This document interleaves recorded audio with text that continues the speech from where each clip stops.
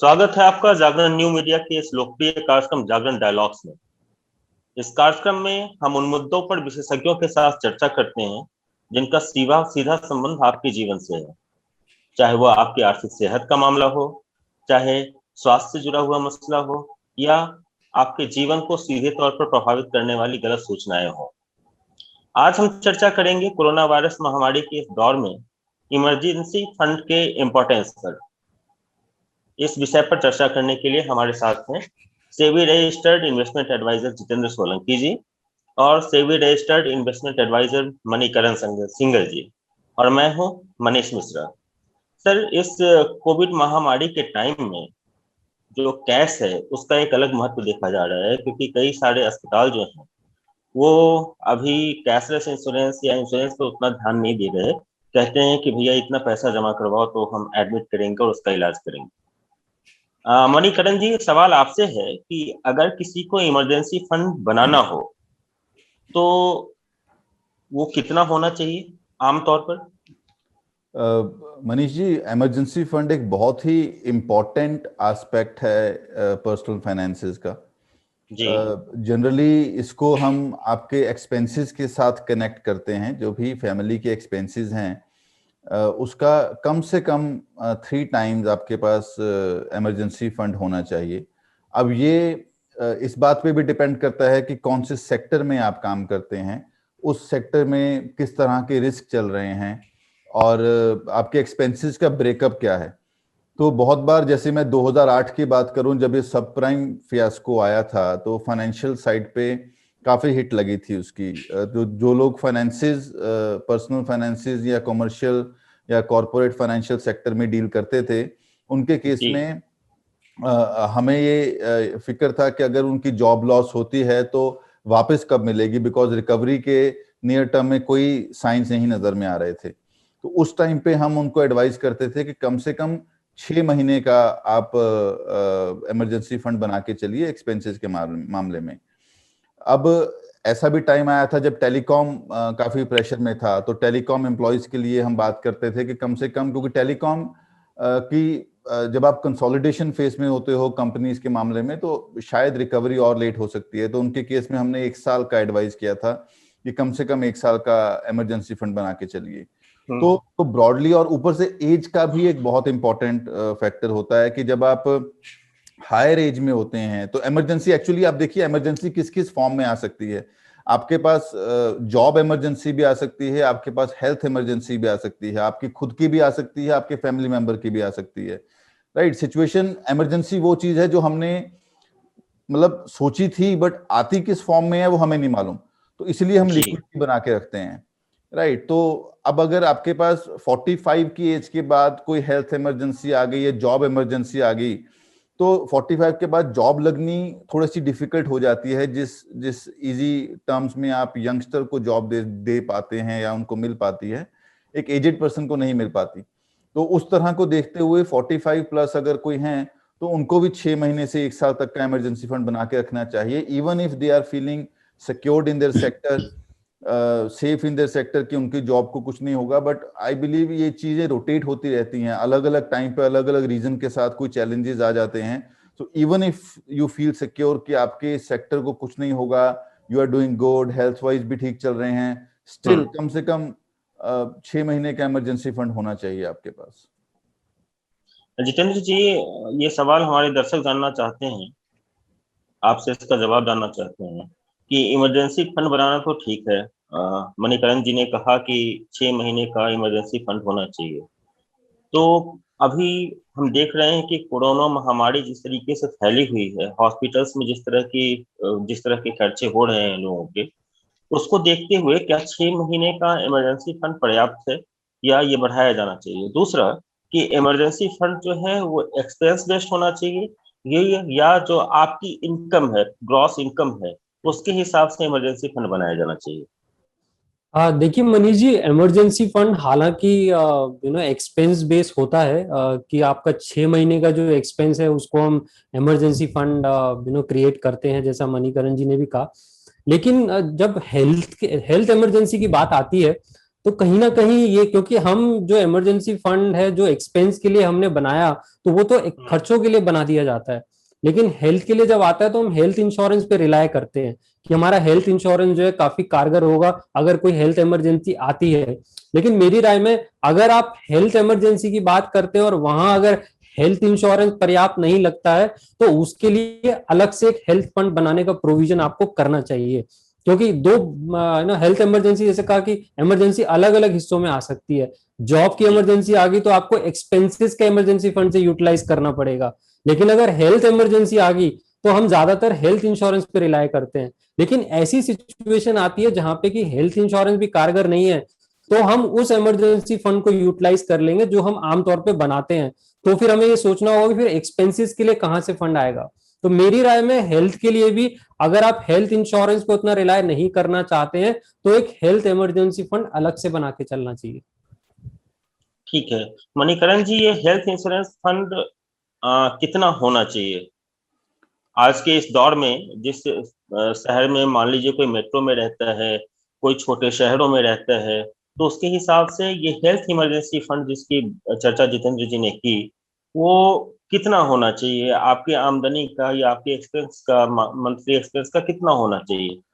मनीष जी, इसका कोई specific answer नहीं है, बट इस केस में हम, अगर आप बड़े शहरों की बात करते हो और हम हॉस्पिटल है, हम यहाँ पे हेल्थ इंश्योरेंस को अगर कंसीडर करते हैं तो ये ज़रूर बोलते हैं कि आप मेट्रो में हो, बड़े शहरों में हो, तो आपको कम से कम आपकी पूरी फैमिली को कवर करने के लिए 15 से 20 लाख 25 लाख का आपके पास हेल्थ इंश्योरेंस कवर होना चाहिए। पर जहाँ तक रही इमरजेंसी फंड में हेल्थ फंड की बात, उसको मैं इस तरह से लेके चलूंगा कि आपकी जो इन्वेस्टमेंट्स हैं post allocation of emergency fund, क्योंकि इमरजेंसी फंड को हम instant liquidity point of view से अपने पास रखते हैं और उसके ऊपर रिटर्न को कंसीडर नहीं किया जाता कि आपने पैसा जहां पे रखा है, चाहे सेविंग अकाउंट में, चाहे फिक्स डिपॉजिट में, या आपने लिक्विड फंड्स के अंदर रखा है उस चीज को, तो उसके ऊपर हम रिटर्न्स कंसीडर नहीं करते हैं, बिकॉज ये एज एंड व्हेन वाला पैसा है। तो अगर हम हेल्थ इमरजेंसीज को फोर्सी नहीं कर सकते, बट हेल्थ इमरजेंसीज के लिए भी लिक्विडिटी बना के रखना चाहते हैं, तो आई बिलीव कि आपका जो नेक्स्ट स्टेप है post emergency fund health insurance, next step में जब आप इंश्योरेंस इन्वेस्टमेंट्स करने की बात करते हैं, तो वहां पे आपको इन्वेस्टमेंट्स को लिक्विड रखना चाहिए अपने पास, ताकि वो इजीली कभी भी विड्रॉ कर सकें आप। तो पहले दो स्टेप्स को क्रॉस करने के बाद कि इमरजेंसी ऐसी सिर पे आ चुकी है कि जहां से हमें लिक्विडिटी अरेंज करने में मुश्किल हो रही है, तो हमें हमारी इन्वेस्टमेंट्स ऐसी लिक्विड होनी चाहिए कि थर्ड स्टेज में हम डेट फंड्स में से विड्रॉ कर सकें, जहां पे आप शॉर्ट टर्म फंड्स या फ्लोटिंग रेट फंड्स की बात करते हैं, ताकि पैसा आइडल भी ना रहे जितना हम इमरजेंसी फंड को बढ़ाते जाएंगे, प्लस ऐसा भी ना हो कि हमने ऐसी जगह पे पार्क कर दिया जो long term investments point of view से है, जहां पे से हमें नहीं निकालना चाहिए, राइट। तो उस तरह से आप लिक्विडिटी बना के चलिए, तो आई बिलीव फाइनेंशियल मैनेजमेंट अच्छे तरीके से हो जाएगी और आप किसी इमरजेंसीज में फंसेंगे भी नहीं। दरअसल पहले हम लोग ये सोचकर चलते थे कि अगर आपके पास हेल्थ इंश्योरेंस है तो नॉर्मल कंडीशन में जब हॉस्पिटलाइजेशन की जरूरत होती है तो आप कहीं भी किसी भी नेटवर्क हॉस्पिटल में जाकर कैशलेस इलाज की सुविधा उठा सकते हैं। लेकिन अभी कोविड महामारी के समय में परिस्थितियां थोड़ी सी अलग हो गई। आज जो पेशेंट घर पे आइसोलेटेड हैं, उनका ऑक्सीजन लेवल डाउन होता है तो ऑक्सीजन सिलेंडर के लिए भागते हैं, तो नॉर्मल एड की जगह उनको मतलब मुंहमांगी रकम मांगी जाती है उनसे। दूसरी बात कि घर में जो इलाज करने वाले कुछ ऑर्गेनाइजेशन है इस तरह के जो घर पे नर्स और डॉक्टर उपलब्ध करवाते हैं, या कुछ जगहों पर अभी कम्युनिटी हेल्थ सेंटर भी बन रहा है, कुछ लोग क्लब हाउस में भी अपना बनवा रहे हैं, ऐसी जगहों पर इंश्योरेंस काम नहीं आएगा। ऐसी जगहों पर काम आएगा आपका अपना हेल्थ फंड। तो सर मैं ये जानना चाहता हूँ कि मान लीजिए किसी व्यक्ति के पास अभी लिक्विडिटी नहीं है, उसके पास हाथ में पैसे कैश नहीं है, नगद नहीं है, तो जितेंद्र जी इसकी व्यवस्था कहाँ कहाँ से की जा सकती है? तत्काल अगर जब पैसों की जरूरत हो तो वैसे में इमरजेंसी में पैसे की व्यवस्था कहाँ से की जा सकती है ताकि जो परिजन बीमार हैं किसी के, उनके इलाज में किसी तरह की दिक्कत ना आए? देखिए, अगर आपके पास कैश अवेलेबल नहीं है तो आमतौर पर फिर दूसरा जो उपाय होता है वो ये कि अगर हम अपने इन्वेस्टमेंट को लिक्विडेट करें, जैसा मणिकरण ने कहा। बट अगर वो भी पॉसिबल नहीं है तो हमें ये देखना पड़ता है कि फिर हम लाइबिलिटीज पे आ जाते हैं। फिर हमें लोन लेके जो है उसका जो है भुगतान करना पड़ता है। और जब हम लोन लेते हैं तो आमतौर पर जो सबसे इजीली अवेलेबल होता है वो पर्सनल लोन होता है। अगर कोई सैलरीड इंडिविजुअल है और क्राइटेरिया अच्छा है तो पर्सनल लोन आसानी से मिल जाता है। तो अगर आपके पास लिक्विडिटी उपलब्ध नहीं है और आपके पास कोई ऐसा एसेट नहीं है जिसको आप यूटिलाइज कर सकें, हालांकि अगर आपके पास गोल्ड है तो गोल्ड लोन जो होता है एक शॉर्ट टर्म लोन होता है। तो और गोल्ड हम जानते हैं कि हमेशा इमरजेंसी के लिए रखा जाता है। कोई भी हिंदुस्तान के अंदर हम जब गोल्ड बाइंग करते हैं तो हमेशा ये दिमाग में रहता है कि कभी भी इमरजेंसी आएगी तो हम इसको यूटिलाइज कर लेंगे। तो मेरी राय में जो पर्सनल लोन या इस तरह के लोन की बजाय अगर आपके पास गोल्ड जैसा एसेट अवेलेबल है तो इसमें आप शॉर्ट टर्म लोन लेके इस इमरजेंसी को पूरा कर सकते हैं। अच्छा मणिकरण जी, ये सवाल हमारे दर्शक जानना चाहते हैं कि अगर किसी के पास हेल्थ इंश्योरेंस है और वो घर पे अपना सारा ट्रीटमेंट करवा रहा है, मतलब घर में आइसोलेटेड है, ऑनलाइन कंसल्टेशन के थ्रू दवाइयाँ ले रहा है, बाहर से अपने लिए ऑक्सीजन की व्यवस्था करवा रहा है, जरूरत पड़ने पर नर्सिंग स्टाफ को वो अपने घर पे रख रहा है, तो ऐसे जो खर्चे हैं, क्या हेल्थ इंश्योरेंस में ये कवर होते हैं और उनकी भरपाई हेल्थ इंश्योरेंस कंपनियां कर सकती हैं? देखिए, ये हेल्थ इंश्योरेंस में कवर तब होते हैं जब हॉस्पिटल ने आपको बोला हो कि हमारे हॉस्पिटल में जगह नहीं है, तो आप घर पे ट्रीटमेंट लीजिए, हम सारा का सारा आपको अरेंजमेंट करके देंगे। बट अगर हम खुद क्वारंटाइन हुए हैं और खुद अपनी टेक केयर कर रहे हैं और चीज़ों को प्रिकॉशनरी मेजर में चीज़ों को संभाल रहे हैं, तो वो हेल्थ इंश्योरेंस में कवर नहीं होता। मतलब अगर कोई व्यक्ति ये समझता है कि घर पे हम अपनी व्यवस्था खुद कर रहे हैं, खुद की व्यवस्था कर रहे हैं, डॉक्टर्स की और नर्सेज की और ऑक्सीजन सिलेंडर की इस कोविड महामारी के टाइम में, तो उसको हेल्थ इंश्योरेंस का लाभ तब तक नहीं मिलेगा जब तक कि हॉस्पिटल उसको ये सलाह न दे।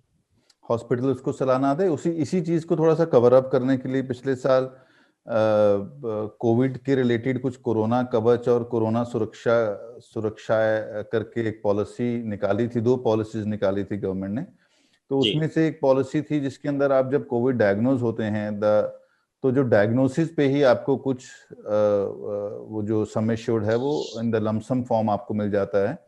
तो उस तरह का आप अरेंजमेंट कर सकते हैं। फैमिली उस अगर पॉलिसी ली हुई है फैमिली ने, तो उनको एटलीस्ट ये वाले खर्चे उठाने के लिए कि डायग्नोसिस हुए हैं और उसके बाद जो थोड़े बहुत खर्चे हुए हैं मेडिसिन के या ऑक्सीजन सिलेंडर्स वगैरह के, वो उस लमसम पेमेंट से कवर अप हो सकते हैं। But okay. जहां तक रूटीन की रेगुलर हेल्थ इंश्योरेंस है, उसके लिए 24 आवर्स की हॉस्पिटलाइजेशन जरूरी है, या डोमिसिलरी ट्रीटमेंट जरूरी है, या डॉक्टर्स की एटलीस्ट एडवाइस जरूरी है और रीजनिंग कि वहां पर बेड्स नहीं है और वो कुछ ऐसा अरेंजमेंट कर रहे हैं कि घर से काम हो जाएगा। काफी क्वेरीज आ रही हैं हमारे दर्शकों की कि ये कोरोना कवच जो है, क्या जिस समय से हम पॉलिसी लेते हैं उसके नेक्स्ट डे से कोरोना को कवर करना शुरू करता है या इसका कोई वेटिंग पीरियड है? जितेंद्र जी, इसके बारे में आप विस्तार से बताएं कि इसको मतलब ये पॉलिसी कितनी यूजफुल है आज के इस कठिन दौर में और इसके क्या क्या विशेषताएं हैं? देखिए, कोरोना में 2 पॉलिसी इशू हुई थी, एक तो कोरोना कवच और एक कोरोना सुरक्षा करके। और 2 पॉलिसी का अंतर ये था कि एक आपका जैसे स्वास्थ्य बीमा होता है वो बीमा था, और एक आपका जो है क्रिटिकल इलनेस पॉलिसी जैसे होती है जिसमें आपको डायग्नोस पे एक लमसम अमाउंट दे दिया जाता है। तो ये दोनों पॉलिसी हुई थी, लेकिन इनका एक स्पेसिफिक पीरियड है। ये जो दोनों पॉलिसी होती है ये 3 महीने 6 महीने इस तरह से करके इनका एक स्पेसिफिक पीरियड है। उस पीरियड के बाद ये पॉलिसी खत्म हो जाती है। और जो कोरोना की जो ये दो पॉलिसीज हैं, इसके अंदर एक तो कुछ वेटिंग पीरियड होता है जिसके बाद जो है आप इस पॉलिसी से आप क्लेम कर सकते हैं। लेकिन जो कोरोना सुरक्षा है जिसके अंदर आपको एक लमसम अमाउंट दे दिया जाता है, तो उसमें डायग्नोस होने पर आपको जो है वो लमसम अमाउंट मिल जाता है जिससे आप अपने खर्चों को वहन कर सकते हैं। कोरोना सुरक्षा का कोई वेटिंग पीरियड भी है सर? कोरोना सुरक्षा में वेटिंग पीरियड है, मुझे स्पेसिफिक याद नहीं है कितना उसमें वेटिंग पीरियड है, but I think there is a waiting period जिसके बाद ही आप उसमें जो है क्लेम कर सकते हैं। मणिकरण जी, करंट सिचुएशन को देखते हुए अभी कौन सा कोरोना कवच लेना अच्छा रहेगा या कोरोना सुरक्षा, खासतौर से उन लोगों के लिए जहां जिन जगहों पर, जिन स्थानों पर अस्पतालों में बेड नहीं है या उनको अस्पताल में हॉस्पिटलाइजेशन की सुविधा नहीं मिल सकती, जो घर पे आइसोलेट रह के अपना इलाज करवाना चाहते हैं, वैसे लोगों के लिए इन दो पॉलिसीज में से कौन सा अच्छा है? देखिए, पॉलिसीज में से तो पहली चीज तो ये, कोरोना क्या होता है ना कि जब हम इस इमरजेंसी सिचुएशन में होते हैं उस टाइम पे हमें इजी सॉल्यूशन ढूंढने की आदत हो जाती है। तो अगर अगर ये कोरोना कवच या कोरोना सुरक्षा करके कोई पॉलिसी अनाउंस हुई है गवर्नमेंट की तरफ से, तो डेफिनेटली एक अट्रैक्टिव वर्जन बन जाता है, क्योंकि अब हम फंसे हुए हैं और हमें लगता है कि हमें ऐसी कोई चीज लेनी चाहिए और जल्दी से जल्दी लेनी चाहिए। But ideally it is not a replacement of a genuine and detailed health insurance policy. तो मेरे हिसाब से तो रादर देन कोरोना कवच या कोरोना सुरक्षा का सोचने का, हर एक इंसान को सबसे पहले तो अपनी हेल्थ इंश्योरेंस का सोचना चाहिए और इमीडिएटली उस पर एक्शन लेना चाहिए। क्योंकि हेल्थ इंश्योरेंस अगर आपके पास होती है तो हाँ, उसमें भी वेटिंग पीरियड है। हेल्थ इंश्योरेंस के अंदर 30 डेज का वेटिंग पीरियड होता है, और पैरेलली ही अपने हेल्थ इंश्योरेंस एजेंट के साथ डिस्कशन करके कि कौन सी policy short term point of view से उनके लिए सूट करेगी, कोरोना कवच या कोरोना सुरक्षा, तो उनको वो वाला पॉलिसी लेना चाहिए। क्योंकि ये मैंने देखा है कि जब आप किसी सिचुएशन में होते हैं उस टाइम पे तो आप अपने आप को कवर अप कर जाते हैं। The moment this covid thing gets over, तो आप भूल जाएंगे कि और चीजें चाहिए। और आज की डेट में हेल्थ इंश्योरेंस कंपनीज भी बहुत ज्यादा विजिलेंट हो गई हैं इस मामले में। वो चाहती हैं कि अगर आपको कोविड हो गया था पीछे, तो उसमें वो इमीडिएटली आपको हेल्थ कवर नहीं देती हैं। वो कूलिंग पीरियड रखेंगे अपने पास, या अपना हेल्थ इंश्योरेंस प्रीमियम के ऊपर भी बात कर सकती हैं, बढ़ा सकती हैं उसको। तो रादर देन कोरोना कवच और उसके सोचने के, पहला स्टेप हेल्थ इंश्योरेंस सोचिए ब्रॉडली, और उसके बाद उसके parallelly as a supplementary cover for short time period, जैसे जितेंद्र ने 3, 6, 9 महीने की बात की कि ये वाली पॉलिसीज अवेलेबल हैं, तो उसके बाद आप इस पैटर्न पे आइए। क्योंकि इमीडिएट कवर के लिए मुझे आप कोरोना सुरक्षा या कोरोना कवच दीजिए, बट मुझे रेगुलर कवर अप के लिए, ताकि मुझे फ्यूचर में भी कोई दिक्कत ना आए। फ्यूचर में कोरोना किस वेरिएंट में आता है, चलता रहता है, कोई और बीमारी आ जाती है, तो चीजों के लिए प्रिपेयर होना जरूरी है। ठीक है, आपने बड़ा अच्छा सुझाव दिया है हमारे दर्शकों को।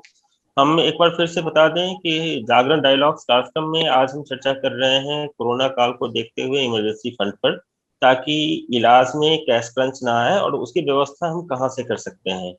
हम जागरण डायलॉग्स कार्यक्रम में हमेशा आपके फायदे की बात करते हैं, और आपके भी अगर कोई प्रश्न है तो आप कमेंट बॉक्स में जाकर पूछ सकते हैं। जितेंद्र जी, क्या लाइफ इंश्योरेंस में भी ऐसी कोई पॉलिसी है कि जब कोविड डायग्नोज होता हो तो लमसम पेमेंट करता हो, वो पॉलिसी लमसम पेमेंट करती है? सर, लाइफ इंश्योरेंस के अंदर ऐसी कोई स्पेसिफिक पॉलिसी तो नहीं होती है, बट ज्यादातर लाइफ इंश्योरेंस पॉलिसी में क्रिटिकल इलनेस राइडर्स होते हैं। लेकिन क्रिटिकल इलनेस में कोविड स्पेसिफिक अभी तक जुड़ा हुआ नहीं था, क्योंकि उसमें 11 या जितने भी क्रिटिकल इलनेस है वो प्री डिफाइंड होते हैं, और कोविड महामारी अभी पिछले साल ही आई है। तो मेरी राय में लाइफ इंश्योरेंस में ये पॉलिसी आपको अवेलेबल नहीं होगी जो कोविड स्पेसिफिक अगर कुछ आपको पेमेंट करती हो। ये आपने बहुत अच्छा स्पष्ट किया हमारे उन दर्शकों के लिए जो ये सोच रहे थे कि अगर उनके पास इस तरह की कोई लाइफ इंश्योरेंस पॉलिसी है तो वो कोविड में काम आ सकती है।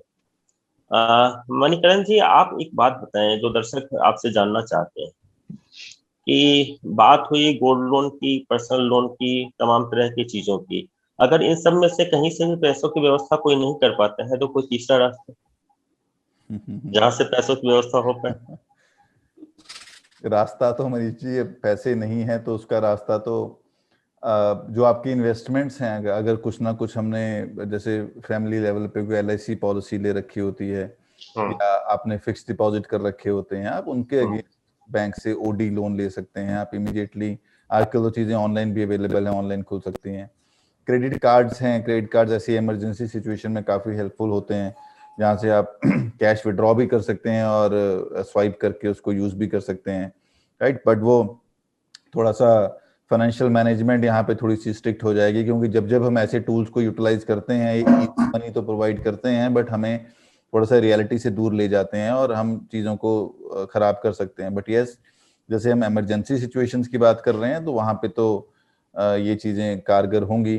तो गोल्ड लोन हो गया, क्रेडिट कार्ड्स हो गए, FD against OD against FD हो गई, LIC इंश्योरेंस या किसी और पॉलिसीज के अगेंस्ट आपके पास लिक्विडिटी आ गई, फ्रेंड्स एंड फैमिली सपोर्ट आ सकती है। तो आई गेस इमीडिएटली तो, क्योंकि इमरजेंसी सिचुएशन में आप फंस चुके हो तो आपको इमीडिएट सोल्यूशन चाहिए। अगर आप प्रीएम्प्टिव सोल्यूशन ढूंढते हो तो आपको थोड़ा सा अभी से बैठना चाहिए, अपने फाइनेंसेस ढूंढो, नंबर ढूंढो कि कहाँ खर्चे हो रहे हैं, कहाँ पे क्या इनकम है, कहाँ पे क्या बचा सकते हैं, कहाँ से लिक्विडिटी अरेंज हो सकती है। थोड़ा सा प्रोएक्टिवली एक्शन लेना पड़ेगा इन चीजों पे। देखिए, आपने तमाम तरह के रास्ते बता दिए। अब जितेंद्र जी से हमारा सवाल होगा कि अगर जो कोई लोन अगेंस्ट सिक्योरिटी लेता है या लोन अगेंस्ट इंश्योरेंस पॉलिसी लेता है, तो या लोन अगेंस्ट म्यूचुअल फंड लेता है, इस प्रोसेस में कम से कम और अधिकतम कितना समय लग जाता है? देखिए सर, ऐसे अगर इमरजेंसी में फंस चुके हो तो बड़ा मुश्किल होता है लोन अगेंस्ट सिक्योरिटीज या लोन अगेंस्ट एलआईसी पॉलिसी, क्योंकि आपको कंपनी के ऑफिस जाना पड़ेगा। लोन अगेंस्ट म्यूचुअल फंड में पहले एनालिसिस होगा कितने हैं, उसके बाद कंपनी डिसाइड करेगी और फिर आपको जो है ये लोन दिया जाएगा। तो इन सब प्रोसेस में आमतौर पर आप एक हफ्ता तो आप मान के चलिए मिनिमम होता है, क्योंकि ये इंस्टेंट लोन नहीं होते हैं। गोल्ड लोन भी एक खासा इंस्टेंट लोन हो जाता है कि आपका पास का ज्वेलर है, आपने सीधा गोल्ड रखा और आपको लोन मिल गया। लेकिन जब आप लोन अगेंस्ट सिक्योरिटीज की बात करते हैं, एलआईसी पॉलिसी या इनमें, पहली बात तो ऑनलाइन ऑप्शन बहुत कम अवेलेबल है कि आपने ऑनलाइन अप्लाई किया और आपको मिल गया। और जब ऑफलाइन आता है तो ऐसी महामारी के बीच में कोई भी प्रोसेस जहां ऑफलाइन आपको करना पड़े और लोन अगेंस्ट सिक्योरिटीज जैसी, तो इसमें एक टाइम लगता है। मैक्सिमम तो कोई लिमिट नहीं है कितना टाइम लेगी कंपनी, बट हफ्ता तो मैं ये बोल सकता हूँ कि हफ्ता तो आपको मानकर चलना पड़ता है। और थोड़ा मुश्किल होगा इस तरह के लोन अगेंस्ट सिक्योरिटीज पे डिपेंड करना, खासकर अगर आप इमरजेंसी के बीच में है तो। ठीक है, अगर हम गोल्ड और क्रेडिट कार्ड लोन को छोड़ दें तो हमारे पास इंस्टेंट लोन का मतलब फिलहाल इस महामारी के दौरान और कोई चारा नजर नहीं आता। मणिकरण जी, आप क्या कहेंगे? ओडी अगेंस्ट एफडी थोड़ा सा फास्ट हो सकता है, वो आप जी। ऑनलाइन ले सकते हो और ऑनलाइन अवेलेबल है, या बैंकर्स के पास एफडी रिसीप्ट्स होती हैं आपकी। आजकल तो काफी ज्यादा ऑनलाइन वर्जन आ गए हैं, काफी ऑनलाइन सर्विसेज आ गई हैं। अब हम बैंक अकाउंट भी अब बैठे बैठे ऑनलाइन खोल सकते हैं। तो आई थिंक कोई भी ऐसी सिचुएशन को असेस करने के लिए घबराने की बजाय आई बिलीव डायरेक्टली बैंकर से बात की जाए कि आप ऐसी सिचुएशन में हैं और आपको लिक्विडिटी चाहिए, तो आई एम श्योर वो ज़्यादा इमीडिएट सॉल्यूशन दे पाएंगे कि आप फोन ऐप के थ्रू या बैंक विजिट करना कितना ज़रूरी है या कितने डॉक्यूमेंट्स देने ज़रूरी हैं। Sometimes things can work out online also, but ये थोड़ा बैंकर से पहुंच के, कई बार बैंकर्स के पास बहुत सारी ऐसे पॉलिसीज आ रखी होती हैं इमरजेंसी सिचुएशंस के लिए, इमीडिएट लिक्विडिटी देने के लिए, जो हमें नहीं पता होती। बट हम जब तक वो बात नहीं करते बैंकर से, तब तक हमें नहीं मालूम होगा कि बैंकर हमें किस तरह से सपोर्ट कर सकता है। स्पेशली नेशनलाइज्ड बैंक मैंने देखा है, गवर्नमेंट जो पॉलिसीज अनाउंस करती हैं तो पहले डायरेक्टली वो नेशनलाइज्ड बैंक्स को रूट करती हैं और उसके बाद जाके प्राइवेट सेक्टर बैंक थोड़ा सा इन्वॉल्व होता है उसके बीच में। तो आई बिलीव ऐसा कोई ना कोई लिक्विडिटी सॉल्यूशन बैंकर की तरफ से भी आना चाहिए जो आपको हेल्प करेगा।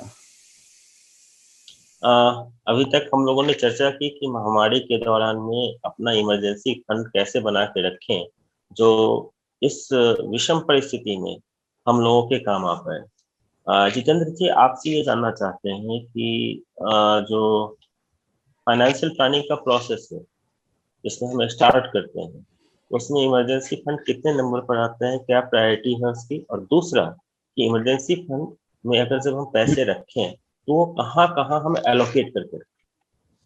देखिए सर, जब फाइनेंशियल प्लानिंग करते हैं तो मेरी राय में इमरजेंसी फंड, जब आप फाइनेंसिस को एलोकेट करने की बात कर रहे हैं अपने, कि आपके पास जो सरप्लस है कहाँ का एलोकेट किया जा सकता है, तो इमरजेंसी फंड टॉप प्रायोरिटी पे आता है कि आप पहले एक इंस्टेंट कोई इमरजेंसी आ गई, इसके लिए आप प्रावधान करके चलिए। और इसके बाद फिर वो हेल्थ, लाइफ, डिसेबिलिटी जो इंश्योरेंस होते हैं, ये इंश्योरेंस टॉप प्रायोरिटीज पे आते हैं। तो जो इमरजेंसी प्रोविजंस होते हैं, चाहे वो इमरजेंसी फंड हो या लाइफ हो या हेल्थ हो, ये सबसे टॉप प्रायोरिटी पे आते हैं कि आपको सबसे पहले इनका प्रावधान करना पड़ता है। और किसी भी आप सिचुएशन में, आपका फाइनेंशियल कैसा भी हो, आप इन्वेस्टमेंट सेविंग कर सकते हैं, नहीं कर सकते हैं, आपके फाइनेंशियल पोजीशन कैसी भी हो, इमरजेंसी फंड हमेशा एडवाइस होता है कि इमरजेंसी फंड हमेशा होना चाहिए, क्योंकि आपको नहीं पता आगे क्या सिचुएशन आने वाली है। तो फाइनेंशियल प्लानिंग में टॉप प्रायोरिटी पे रहता है इमरजेंसी फंड।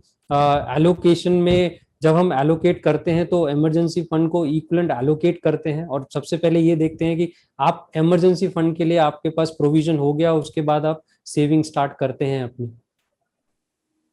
जी, तो ये फंड कहाँ एलोकेट होना चाहिए मणिकांत जी?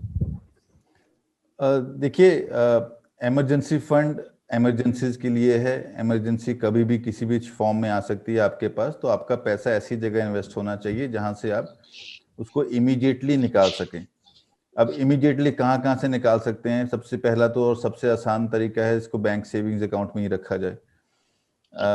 अब बहुत बार ऐसा होता है कि यहाँ पे डिसिप्लिन इशू आ जाता है कि आप पैसे को बैंक सेविंग्स में रखते हैं तो कभी आसपास आपको खर्चा करने के ऑप्शन दिखाई देती है, आप खर्चा कर देते हैं, या आपको इन्वेस्ट करने के ऑप्शन दिखाई देती है, आप इन्वेस्ट कर देते हैं। तो इट्स क्वाइट इजी कि आप कॉम्प्रोमाइज कर जाएं इमरजेंसी फंड से। तो नेक्स्ट स्टेप होता है, इसको बैंक एफडी के अंदर ही छोड़ देते हैं। एक काम करते हैं कि 1 महीने का पैसा लिक्विड रख लो सेविंग अकाउंट में और 5 महीने का पैसा बैंक एफडी में रख दो, प्रोवाइडेड बैंक एफडी भी ऑनलाइन हो आपके पास, जिसको आप इजीली विड्रॉ कर सकें। ऐसा ना हो कि आपके पास एक बैंक एफडी का सर्टिफिकेट आ गया, फिर आप इमरजेंसी में बैंक के पास दौड़ते हुए जा रहे हैं और बैंक वहां पे आपको ढंग से अटेंड नहीं कर पा रहा और डिले हो गया, राइट। तो आपके पास ऑनलाइन वर्जन होना चाहिए ताकि एफडी की और एफडी निकाली यूज करने के लिए। तीसरी ऑप्शन हो सकती है, आजकल कुछ म्यूचुअल फंड्स में भी आपको डेबिट कार्ड टाइप ऐसी ऑप्शन मिल जाती है कि आप उसमें इन्वेस्टमेंट करते हैं और डेबिट कार्ड के थ्रू आप विड्रॉ कर लेते हैं या स्वाइप कर सकते हैं कार्ड को। तो वो भी आप लिक्विड फंड्स के बारे में बता रहे हैं? लिक्विड फंड्स, म्यूचुअल फंड्स के अंदर, लिक्विड फंड्स के अंदर आप ऐसे चीजें कर सकते हैं। चौथा थोड़ा सा मैनेजमेंट वाली बात है कि जैसे अगर आप ढंग से मैनेज करते हैं फाइनेंशियल्स को तो पैसे को आप लिक्विड फंड में रख सकते हैं या very short term fund, ultra short term fund में रख सकते हैं। बट इमीडिएटली इमरजेंसी को संभालने के लिए कुछ लिक्विडिटी आप सेविंग्स अकाउंट में रखिए या कुछ आप क्रेडिट कार्ड के थ्रू 1-2 दिन के लिए मैनेज कीजिए। इट्स नॉट कि मैंने स्वाइप किया और बाद में बोलूं कि मेरा तो साइकिल 1 महीने बाद आना है और 1 महीने तक वहां से इंटरेस्ट मिलता रहेगा। ये इमरजेंसी सिचुएशन में आपको इंटरेस्ट और रिटर्न के बारे में नहीं सोचना, आपको लिक्विडिटी और उस सिचुएशन को मैनेज करने के बारे में सोचना है, राइट। तो ऐसी ऑप्शंस हैं जो आप यूज कर सकते हो। घर में थोड़ा बहुत तो कैश भी रखा जा सकता है यूटिलाइज करने के लिए इमरजेंसी सिचुएशन में, क्योंकि इंस्टेंटली कई बार आपको बैंक एटीएम में पहुंचना या हॉस्पिटल पहुंचे, वहां पे स्वाइप मशीन खराब हो रखी है या कोई इनफैक्ट उनको कैश चाहिए, they are asking for cash. तो चीजें लिक्विडिटी पॉइंट ऑफ व्यू से मैनेज होनी चाहिए, रिटर्न पॉइंट ऑफ व्यू से नहीं। बिल्कुल। तो आज के जागरण डायलॉग्स कार्यक्रम में हमने इस बात पर चर्चा की कि कोविड महामारी के इस समय में जब कैश क्रंच हो, नकदी की कमी हो, तो आपातकालीन फंड कितना काम आता है, जो इमरजेंसी फंड है वो हमारे कितना काम आता है, और इमरजेंसी फंड का निर्माण कैसे किया जाना चाहिए। इसके अलावा हमने चर्चा की कोरोना कवच और कोरोना सुरक्षा नाम की पॉलिसी पर, जो खासतौर से कोरोना को ही कवर देते हैं। दूसरा, हमने इस विषय पर भी चर्चा की कि हेल्थ इंश्योरेंस का क्या इंपॉर्टेंस है। जागरण डायलॉग्स कार्यक्रम में हम हमेशा आपके फायदे की बात करते हैं। अगले सोमवार को हम फिर हाजिर होंगे एक नए टॉपिक के साथ। तब तक के लिए विदा। हम दोनों अपने अतिथियों का धन्यवाद करते हैं। धन्यवाद सर। धन्यवाद। धन्यवाद। Thank you.